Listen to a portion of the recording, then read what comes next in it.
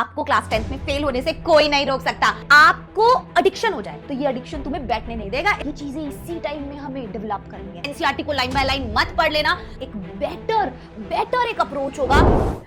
आज मैं आप सबको बताऊंगी क्लास 10th में फेल होने के 5 इंपॉर्टेंट टिप्स, और अगर आपने इन्हें फॉलो कर लिया ना तो आपको क्लास 10th में फेल होने से कोई नहीं रोक सकता। नंबर 1, आपको आज से ही इस तरीके से अपने गेम्स को खेलना है अपने दोस्तों के साथ। ऐसा एक टाइम सेट करना है पूरे दिन में, सारी समर वेकेशंस में, कि आपको एडिक्शन हो जाए। मतलब ये मेक श्योर करो कि मुझे अगर 10th में फेल होना है तो मुझे सबसे पहली चीज करनी होगी वो है मेरे गेम का एडिक्शन।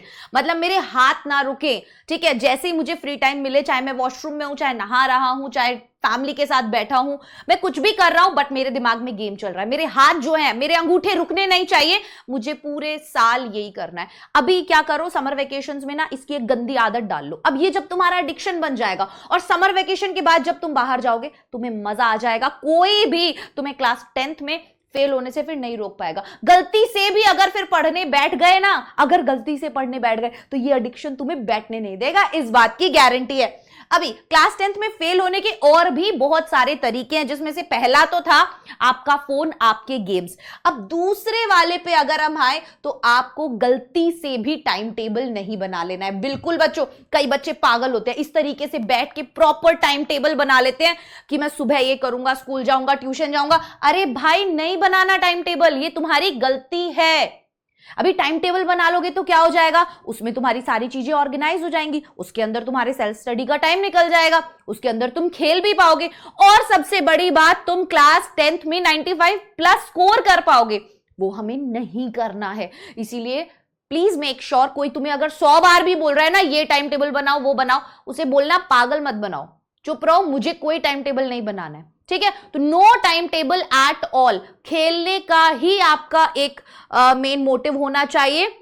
कोई टाइम टेबल आपका अभी तक नहीं होना चाहिए और ना ही आगे होना चाहिए कि आप टाइम टेबल बना के अपने बैकलॉग्स क्लियर कर रहे हो। नहीं नहीं नहीं नहीं नहीं, आपने समर वेकेशन का टाइम टेबल बना लिया है कि मैं कम से कम 3 घंटे तो पढ़ूंगा। नहीं, ये गलती बिल्कुल मत करना। समर वेकेशंस ही तो आपके लिए सबसे इंपॉर्टेंट टाइम है। इसी में तो हमें सारी अच्छी अच्छी ये जो गेमिंग की, ये जो टाइम टेबल ना बनाने की, ये जो अनऑर्गेनाइज्ड रहने की, ये चीजें इसी टाइम में हमें डेवलप करनी है। ये हैबिट्स इसी टाइम में हमें डेवलप करनी है। अब बारी आती है सोशल मीडिया। अब जो बच्चे गेम नहीं करते, मैं नहीं खेलती गेम, तो मैं क्या कर लूंगी, मैं सोशल मीडिया का एडिक्शन लगा लूंगी। मैं सारा दिन इंस्टाग्राम और यूट्यूब पे शॉर्ट्स और रील्स स्क्रॉल कर लूंगी। अब मैं एक भी बार ये नहीं सोचूंगी कि मैं सिर्फ 5 मिनट के लिए देख लेती हूं। नहीं नहीं नहीं, इसका कोई भी टाइम नहीं होना चाहिए। आप अपने सोशल मीडिया की जो रील्स हैं उसको लगातार स्क्रॉल करेंगे। आप सोच के बैठे थे 5 मिनट, बट वो कब आपका 1-1.5 घंटा बन जाए आपको पता नहीं चलना चाहिए। और जब भी आप फिर पढ़ने बैठोगे तो आपके दिमाग में वही वाले गाने चलेंगे जो रील्स में चल रहे हैं, वही वाली चीजें चलेंगी जो रील्स में चल रही है, और मजा आ जाएगा। क्लास 10th बर्बादी की ओर आपका ये एक और कदम होगा। उसके बाद बहुत सारे बच्चे ये सोचते हैं कि मैं सैंपल पेपर्स कर लेता हूं, मैं सैंपल पेपर्स अगर सॉल्व कर लूंगा तो मैं क्लास 10th में अच्छा स्कोर कर जाऊंगा। लेकिन हमें तो ये करना ही नहीं है। तो आपको तो एक दूरी बनानी है सैंपल पेपर से, कि सैंपल पेपर सामने आ जाए, स्कूल के टेस्ट अगर सामने आ जाए, बेटा बिल्कुल भी नहीं करने हैं। एक भी सैंपल पेपर मत लगा लेना, एक भी प्रीवियस ईयर पेपर का क्वेश्चन मत लगा लेना, एनसीईआरटी को लाइन बाय लाइन मत पढ़ लेना। स्कूल के जो टेस्ट हैं वो तो देने ही नहीं है, और देने पढ़ रहे हैं तो अच्छे से नहीं देने, मतलब पढ़ के नहीं जाना उसके लिए, ठीक है।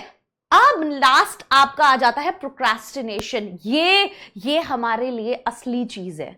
आज नहीं कल कर लूंगा, कल नहीं परसों, परसों नहीं तरसों, हमें तो करना ही नहीं है। तो हमें क्या करना है, प्रोक्रेस्टिनेट करना है, कि उससे आपको मदद मिलेगी, उससे आपको बुरा भी नहीं लगेगा। आप सोचोगे हाँ नहीं अभी नहीं, मैं 1 घंटे बाद पढ़ जाऊंगा, या फिर आप ऐसे सोच लो कि मैं समर वेकेशंस के बाद पढ़ लूंगा, या आप ऐसे सोच लो कि यार मैं ऐसा करता हूं कि ना मैं अभी के लिए गेम चला लेता हूं, या मैं अभी के लिए दोस्तों के साथ खेल लेता हूं, या मैं अभी सारी छुट्टियां बर्बाद कर देता हूं, या मैं कोई भी टाइम टेबल नहीं बना। मतलब प्रोक्रेस्टिनेट करो, जितना हो सके उतना प्रोक्रेस्टिनेट करो। तुम्हारा ना ये प्रोक्रेस्टिनेशन तो तुम्हें सीधा मतलब पासिंग मार्क्स भी नहीं आ पाएंगे प्रोक्रेस्टिनेशन से, ऐसा काम हो जाएगा एकदम। ठीक है, तो मस्त तरीका है प्रोक्रेस्टिनेशन फेल होने का। और अब अगर मैं बात करूं लास्ट चीज की, तो वो है अनऑर्गेनाइज्ड। बेटा जितना ज्यादा अनऑर्गेनाइज्ड रहोगे, ठीक है, और भी बहुत सारे तरीके हैं ना, तो आप कोई सा भी अपना सकते हो। अभी प्रोक्रेस्टिनेशन के बाद वाला तरीका है ये कि आपको पता ही नहीं है कहां से पढ़ना है। कोई YouTube प्लेटफॉर्म से पढ़ना है, मुझे ट्यूशन से पढ़ना है, मुझे कौन से टीचर से पढ़ना है, मुझे कौन सी बुक्स यूज करनी है, वो आपको अभी तक पता ही नहीं है। और कोशिश करो कि आपको आगे सितंबर अक्टूबर तक पता ही ना हो। ये भी आपकी बहुत मदद करेगा फेल होने में। आप इतने अनऑर्गेनाइज हो जाओ कि आपके पास ना ही नोट्स हैं, आपके पास कोई भी प्लेटफॉर्म नहीं है जिस पे आप ट्रस्ट करते हो और जहां से आप पूरे साल पढ़ते हो, कोई टीचर्स नहीं है जिन्हें आप फॉलो करते हो, कोई भी आपके पास स्टडी मटेरियल नहीं है जो आप फॉलो करते हो। प्लीज ऐसा ही होना चाहिए। आप हमेशा कंफ्यूज रहो कि मैं कहां से पढ़ूं, ठीक है, मैं ये भी पढ़ लेता हूं, मैं वो भी पढ़ लेता हूं। आप 10 बुक खरीद लो और फिर 10 लेके बैठ जाओ और फिर कंफ्यूज हो जाओ कि मैं कैसे पढ़ूं कैसे नहीं। जब ऐसी काम करोगे ना, तो मुझे लगता है आप लोगों के लिए एक बेटर एक अप्रोच होगा क्लास 10th में फेल होने के लिए। समझ रहे हो ना नालायको? ये वीडियो इसीलिए बनाया था क्योंकि मुझे पता है ये सब चीजें तुम आगे आने वाले दिनों में करने वाले हो, और अगर ये सब चीजें तुम आगे आने वाले दिनों में करने वाले हो ना, तो 100% तुम फेल होने वाले हो। Now it is up to you कि तुम्हें क्या करना है और क्या नहीं। Bye bye, take care, all the best.